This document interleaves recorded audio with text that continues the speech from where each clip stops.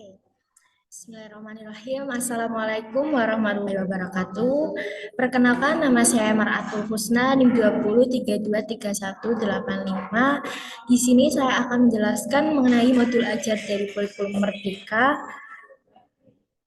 Eh, Langsung saja ya untuk mengefisiensi waktu. Jadi tujuan kita mempelajari modul ajar kurikulum Merdeka itu bisa memahami konsep, kemudian tujuan, strategi dan prosedur pengembangan dari modul ajar.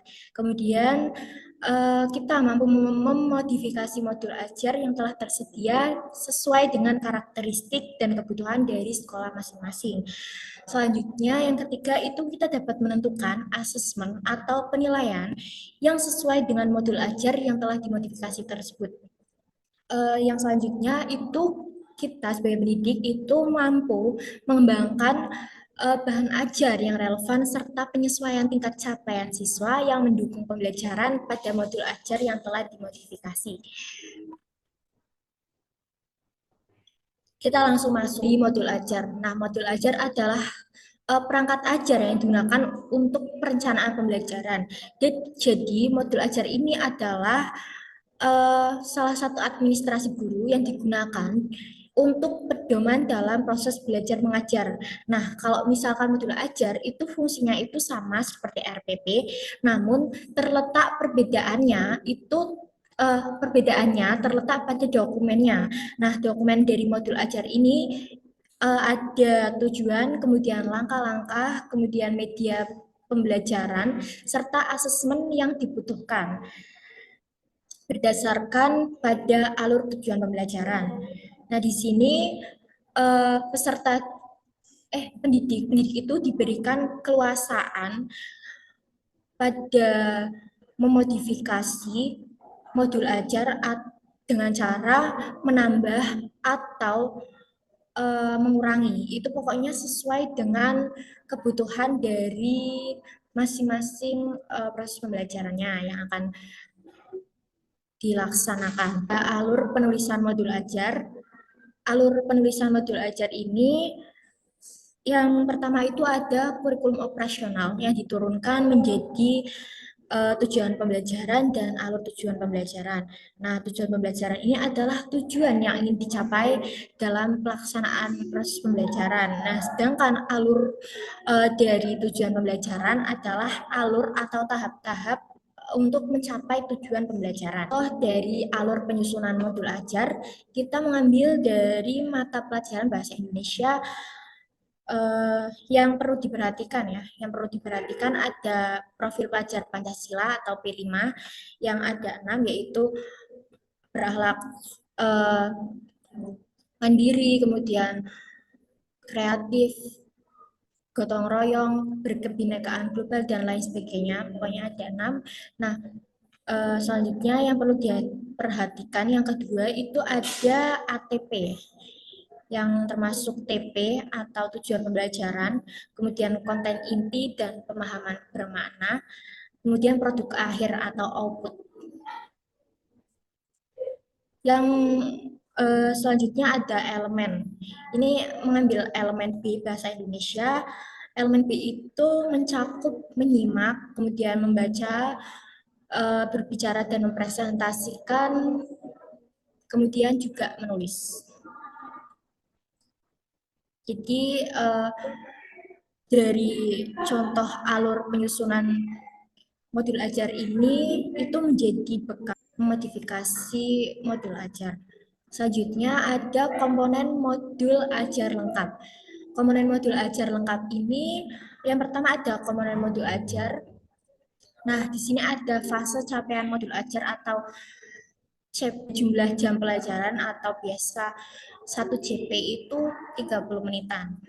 Nah, selanjutnya ada model belajar. Model belajarnya bisa menggunakan model pembelajaran misalkan PJPL atau PPL dan lain sebagainya.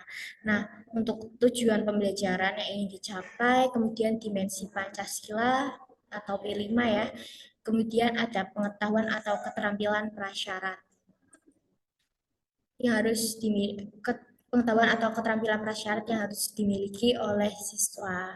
Nah, selanjutnya ada komponen detail modul ajar per pertemuan. Jadi ini ada eh, lebih detailnya lagi untuk modul ajar pertemuan, itu ada bahan ajarnya seperti buku dan artikel atau bisa menggunakan yang lainnya bermakna. Jadi pemahaman yang bisa bermakna bagi kehidupan sehari-hari bagi siswa. Selanjutnya ada pertanyaan pemantik. Pertanyaan pemantik itu pertanyaan yang sifatnya itu mendorong. Jadi ini bermanfaat sekali untuk siswa. Untuk mereka bisa berlatih untuk berpikir dari pertanyaan-pertanyaan pemantik ini. Nah, selanjutnya ada indikator keberhasilan, asesmen, sarana dan prasarana, misal laptop, kemudian proyektor, papan tulis, dan lain sebagainya, kemudian rencana kegiatan yang ingin dilaksanakan. Nah, pada komponen modul ajar ini itu ada lembar aktivitas seperti LKPD atau lembar aktivitas misal pengamatan atau percobaan. Nah, selanjutnya ada rubrik penilaian. Rubrik penilaian ini biasanya ada rubrik penilaian kelompok dan rubrik penilaian secara individu. Nah, selanjutnya ada bahan ajar yang relevan seperti buku, artikel, dan lain sebagainya. Selanjutnya ada komponen modul ajar informasi umum yang mencakup identitas sekolah, misal nih SD 1 Pekalongan seperti itu. Nah, untuk identitas sekolah juga mencantumkan kelas, fase, dan semesternya. Jadi identitasnya itu lengkap. Nah, selanjutnya ada kompetensi awal yang dimiliki oleh siswa. Selanjutnya ada profil pelajar Pancasila yang ingin dikaitkan. Profil pelajar Pancasila itu bisa mengambil setidaknya 2 sampai 3. Jadi kita guru itu bisa lebih fokus untuk mencapai dari P5 tersebut. Nah, kemudian ada sarana prasarana seperti yang sudah saya jelaskan tadi. Kemudian target peserta di berkebutuhan khusus ya nanti dicantumkan juga. Kemudian uh, berkebutuhan khususnya itu apa? Misalkan hanya ada peserta didik yang reguler itu bisa dicantumkan juga. Dan jumlah dari peserta didiknya juga biasanya dicantumkan. Nah, selanjutnya ada model pembelajaran yang ingin digunakan. Misalkan model pembelajaran inquiry atau yang lain dan tujuan pembelajaran. Selanjutnya ada kompetensi inti. Nah, kompetensi ini mencakup tujuan pembelajaran, kemudian pemahaman bermakna, pertanyaan pemantik, kemudian persiapan pembelajaran, misalkan pendidik itu mengawali persiapan pembelajaran dengan berdoa, semisal. Nah, kemudian ada asesmen yang biasanya ada asesmen formatif dan sumatif. Selanjutnya ada pengayaan dan remedial. Remedial digunakan misal ketika siswa belum mencakup minimal dari nilai yang telah ditentukan. Nah, refleksi peserta didik dan guru. Jadi ini refleksi juga perlu untuk merefleksikan kembali atau mengingat kembali apa yang telah dipelajari. Selanjutnya ada lampiran KPD, kemudian bahan bacaan guru atau peserta didik yang relevan, dan glosarium. Kemudian ada daftar pustaka atau sumber-sumber dari materi yang telah dicantumkan. Selanjutnya ada komponen modul ajar wajib. Nah, komponen modul ajar wajib itu terdapat 3 komponen utama. Tujuan pembelajaran ini dicapai, kemudian langkah-langkah pembelajaran atau kegiatan pembelajaran seperti tadi ada pembelajaran awal pembelajaran, kemudian pembelajaran inti dan pembelajaran penutup. Bisa menggunakan asesmen formatif dan asesmen formatif sumatif. Jadi kalau misalkan pendidik itu ingin modifikasi pendidik itu diberikan kemerdekaan. Jadi untuk modifikasi modul ajar yang penting itu 3 komponen utama ini Ada acuan teknik tujuan belajar berdasarkan CP dan ATP sesuai dengan karakteristik murid. Nah, misalkan nih, profil pelajar Pancasila itu inginnya kita mengambil berpikir kritis. Nah, dalam penetapannya karakteristik muridnya bagaimana, kemudian kurikulum bagaimana, dan tujuan dan capaian pembelajaran dan ATP bisa tercapai. Nah, selanjutnya ada menyusun desain pembelajaran, melaksanakan dan merefleksikan. Selanjutnya ada proses pembelajaran yang mendukung perkembangan kompetensi dan karakter peserta didik secara menyeluruh.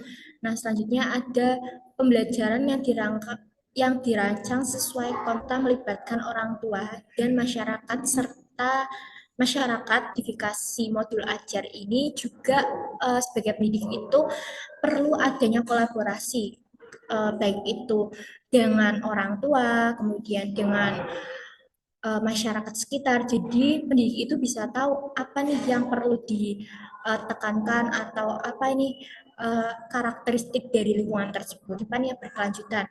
Nah, kalau sekarang kan orientasi pada masa depannya lebih ke teknologi ya. Nah, itu bisa juga dimodifikasi misalkan pembelajaran dengan teknologi. Kalau misalkan itu memungkinkan sarana prasarananya. Intinya dalam proses modifikasi juga guru um, melihat sarana dan prasarana yang di sekitar ya, apakah teknik modifikasi yang baik atau bagaimana. Ini kita langsung masuk ke contoh modifikasi modul ajar. Memilih contoh modul ajar lengkap sesuai dengan jenjang yang diinginkan yang tersedia di LMS dari pemerintah yang berisi kumpulan-kumpulan modul ajar ya. Di sini juga bukan hanya kumpulan modul ajar, tetapi guru bisa belajar secara mandiri tentang contoh pada yang ada di LMS ini. Itu peserta itu diperbolehkan untuk memodifikasi sesuai dengan karakteristik. Intinya dari struktur wajibnya itu ada tujuan pembelajaran, langkah-langkah paradigma asesmen ini yang harus diperhatikan dalam penentuan asesmen. Yang pertama jadi pola pikir bertumbuh ini adalah di mana seseorang itu bisa berpikir secara bertumbuh dengan seiring berjalannya waktu dan usaha. Nah, selanjutnya ada terpadu di mana asesmen ini mencakup kompetensi ranah sikap atau afektif, kemudian pengetahuan atau kognitif serta keterampilan. Mencakup 3 ranah yaitu kognitif, afektif, dan psikomotor. Ada kekuasaan dalam menentukan kriteria ketercapaian tujuan pembelajaran. Selanjutnya diberikan kekuasaan untuk menentukan teknik dan jenis asesmen mengenai teknik dan jenis asesmen.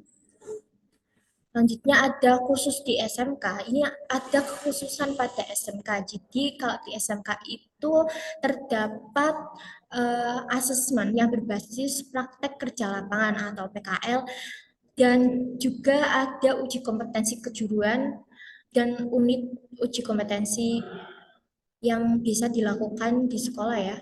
Kalau misalkan misal nih jurusan teknik komputer itu bisa menggunakan dan sebagainya. Selanjutnya asesmen awal pembelajaran atau ini itu asesmen yang digunakan didik dan hasilnya digunakan untuk merancang pembelajaran yang sesuai dengan tahap capaian peserta didik. Nah, pada asesmen awal ini biasanya guru itu menggunakan asesmen secara observasi. Jadi guru itu mengidentifikasi bagaimana karakteristik siswanya. Nah, sehingga proses penyusunan modul ajar ini bisa sesuai dengan pendidik dapat melaksanakan asesmen awal pembelajaran sesuai dengan kebutuhan. Nah, ini nih misalkan pada awal tahun mulai satu lingkup materi seperti itu. Nah, jadi hanya asesmen awal itu hanya dilakukan pada setiap mengawali tatap muka karena itu memakan waktu ya. Nah, selanjutnya ada asesmen pada awal pembelajaran ini diharapkan satuan dari pendidik. Namun memiliki tambahan yang dilakukan. Biasanya berupa yang non kognitif, jadi bisa dengan afektif maupun psikomotorik. juga bisa untuk mengidentifikasi bagaimana sih minat dari peserta didik, kemudian latar selanjutnya ada asesmen pembelajaran.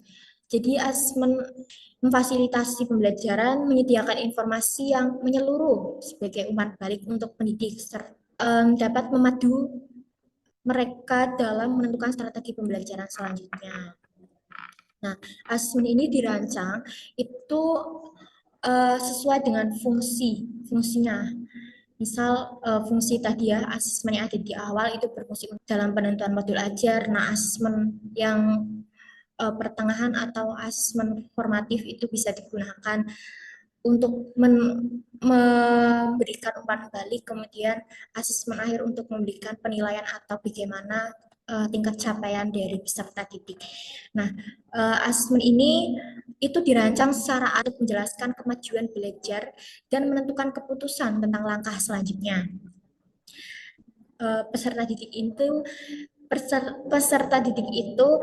bersifat sederhana, informasi yang bermanfaat tentang karakter dan kompetensi yang di sini hasil asesmen juga digunakan untuk orang tua sebagai bahan refleksi untuk meningkatkan mutu pembelajaran. Jadi orang tua itu diharapkan untuk supaya di proses sekolahnya. Nah, alur asesmen ini yang pertama itu ada menentukan tujuan pembelajaran. Nah, jadi kalau menentukan tujuan pembelajaran itu sesuai dengan alur perkembangan dimensi, memastikan kedalaman tujuan, membuat indikator yang mencakup aspek keterampilan.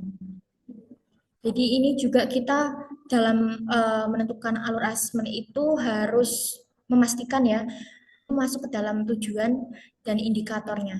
Nah, yang ketiga itu menyusun strategi asesmennya mau bagaimana. Misal keempat itu menyiapkan alat ukur atau instrumen dari syarat berkelompok atau diskusi. Nah, itu juga rubriknya ada rubrik. Itu menyiapkan instruksi atau panduan untuk murid atau lembar kerja ya, dan bukti pencapaian peserta didik untuk membuat refleksi atau kesimpulan mengenai pencapaian ada menyusun raport. Raport ini berisi kumpulan nilai untuk meningkatkan peserta didik.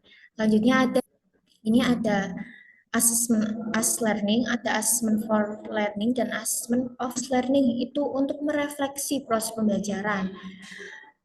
Learning dan for learning itu berfungsinya untuk jadi untuk memperbaiki peserta didik untuk yang lebih baik seperti itu. Nah, kalau misalkan off learning ini pada akhir. Ini ada perbedaan asesmen as dan off learning adalah peserta didik secara aktif dalam kegiatan belajar. Nah, jika as learning itu lebih aktif peserta didiknya. Sedangkan kalau misalkan peserta didik diberi pengalaman untuk belajar menjadi penilai bagi diri asesmen dan penilaian antar teman atau teman sebaya biasanya. Peserta didik itu sebaiknya dilibatkan dalam rumuskan prosedur dan kriteria. Maksudnya ada jenis asesmen. Jenis asesmen itu ada asesmen formatif ya. Ini as itu sebagai refleksi proses pembelajaran untuk memperbaiki dari proses pembelajarannya bagaimana. Nah, kalau misalkan off itu terhadap jadi off learning itu proses pembelajaran seperti UAS. Contoh bentuk asesmen formatif dan inovatif itu ada diskusi kelompok, tes lisan dan presentasi. Nah, diskusi kelas ini untuk dia menghargai pendapat orang lain atau toleransi. Nah, untuk drama itu untuk melatih kepercayaan peserta didik. Jadi, misalkan pada drama itu terjadi peserta didik itu misalkan bermain persi itu untuk mengembangkan kemampuan komunikasi, kemudian berpikir untuk pengembangan kreativitas, misalkan membuat produk dari kertas, kemudian ada juga dari batik seperti itu. Nah, untuk tes lisan ini kemudian mengonfirmasi pemahaman dan menerapkan umpan baliknya. Sumatif dan formatif, pelaksanaan asesmen formatif ini dilakukan dengan memperhatikan kesamaan dalam proses pembelajaran yang kemudian ditindaklanjuti untuk memberi perlakuan berdasarkan berbagai teknik kayak observasi seperti itu maupun yang lainnya kayak performa dan bisa dengan memberikan umpan balik atau melakukan intervensi. Nah, yang sebagai instrumen seperti rubrik, kemudian anekdotal atau lembar checklist yang dilakukan dengan memperhatikan lingkup materi untuk mengukur kompetensi yang dikehendaki, portofolio, performa kayak gitu. Nah, misalkan hasilkan umpan balik atau melakukan intervensi kepada pengembangan bahan ajar, ini bisa berupa bahan ajar cetak maupun non cetak. Selanjutnya ada disesuaikan dengan disebut dengan ATP dan karakteristik sekolah masing-masing. Kemudian pengembangan bahan ajar ini variatif dan inovatif, bermakna dan variatif. Jadi tidak membosankan dan salah satu alternatif dari bahan ajar berbagai buku yang lainnya yang relevan. Nah, contoh penyesuaian ruang lingkup pembelajaran itu membuat modul ajar itu menyesuaikan lingkup kata didiknya. Peserta didik yang belum menguasai kompetensi prasyaratnya belum siap untuk belajar di kompetensi pada tingkat yang lebih rendah terlebih dahulu. Jadi sehingga mempermudah untuk proses pemahaman materi selanjutnya. Nah, kemudian ada peserta didik yang sudah siap belajar diberikan kesempatan untuk mempelajari seluruh lingkup materi yang dengan memiliki tingkat penguasaan yang lebih tinggi, itu bisa dengan menyelesaikan tugas-tugas dengan tingkat soal yang lebih rumit atau yang lebih tinggi atau biasa disebut dengan host host. Cukup sekian presentasi dari saya. Mohon maaf apabila ada salah kata maupun tutur. Saya akhiri. Wassalamualaikum warahmatullahi wabarakatuh.